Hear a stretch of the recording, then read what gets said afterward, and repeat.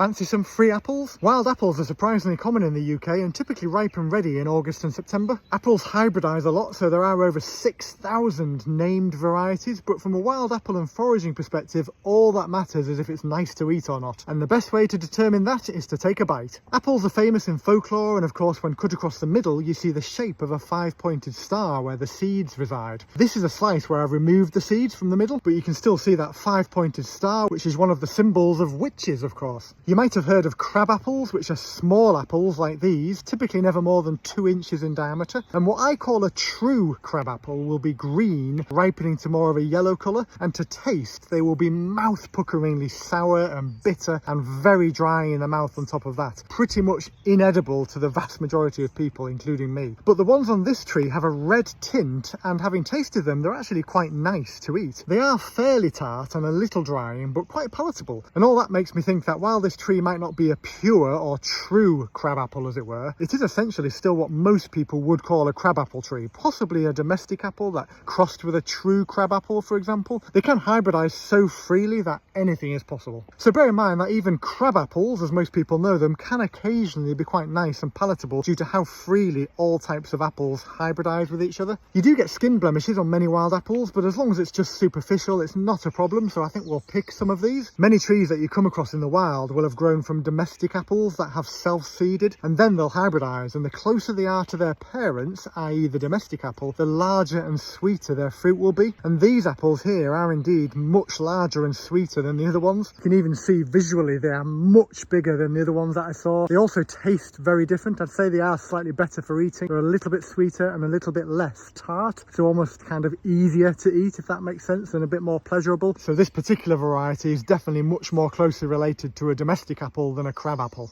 Apples are full of goodness, and a random example of that is the fact that they're even good for your teeth and gums, partly because of their texture, which gives your gums a good workout, and also the malic and citric acid in them helps to clean your teeth. They're also good for stimulating your digestive system, so they help keep you regular, and they're just all round really good for you. I mean, there's a lot of truth in the saying, an apple a day keeps the doctor away.